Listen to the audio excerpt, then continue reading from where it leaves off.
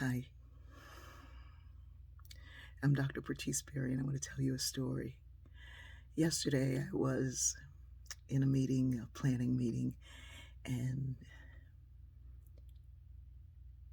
someone pointed out, a psychiatrist pointed out that even if two people are the same age and the same socioeconomic background, they have the same amount of money, what have you, he said if one is black and one is white, the black person will have greater health challenges because they are black.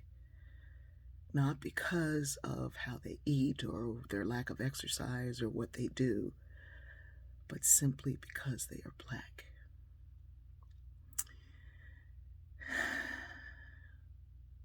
His one sentence made him my brother for understanding and comprehending that. And the science says that, and the research says that, and we know that. But yesterday, I have to tell you, when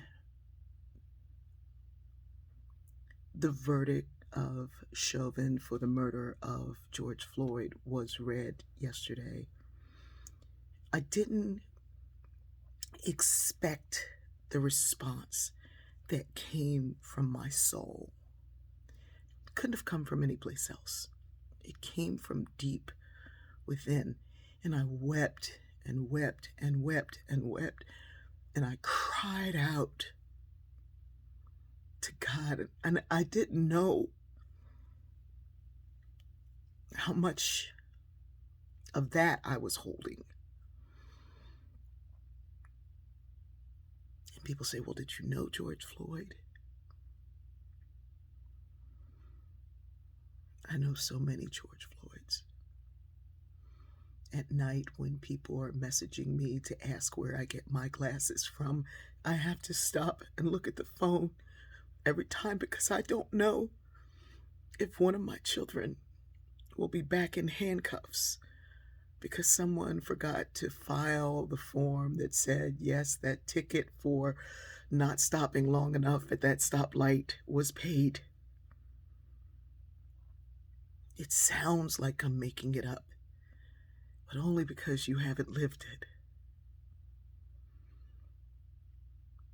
I don't know when someone is messaging me and saying, tell me where you get your earrings from because I have anxiety about it. And if you don't deal with my anxiety about your earrings, then I don't know what I'm going to do. I have to look at my phone because I don't know if my son, who's autistic and sometimes likes to dress like a ninja, is walking somewhere just for some exercise and gets arrested again like he did 2 nights in a row.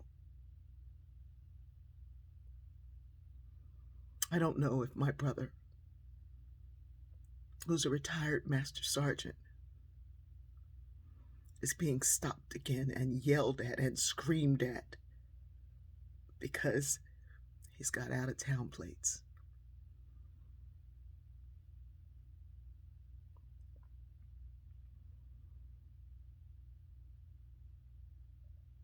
My children didn't go to the mall on their own until they were 19 years old because I knew what it was like to go in a store and be pulled and put into a back room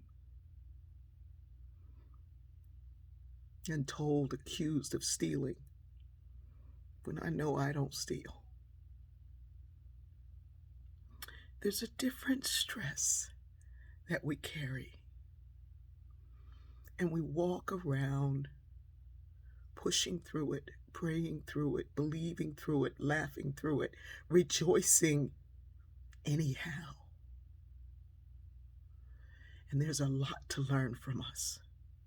There's so much to learn from us because somehow we know how to keep living, how to keep loving, how to keep praying. When my glasses and earrings are causing stress, I pray. that we all see the bigger picture, that we move towards justice. I do not rejoice in anyone going to prison. I know that family members who have to carry the guilt and the shame of someone who did something that you didn't do, I know what that's like. And I don't think that anyone in George Floyd's family would exchange those guilty verdicts for having their brother back in their life. There is no win. There's only a move towards the truth, towards us all seeing what really is, and coming to some kind of understanding that maybe, just maybe, there's some things that you haven't seen. Because if I study this stuff on a regular basis and was not prepared for the release that happened from my own spirit, then I know that we all have a lot more learning to do. We've got a lot more loving to do. I love you.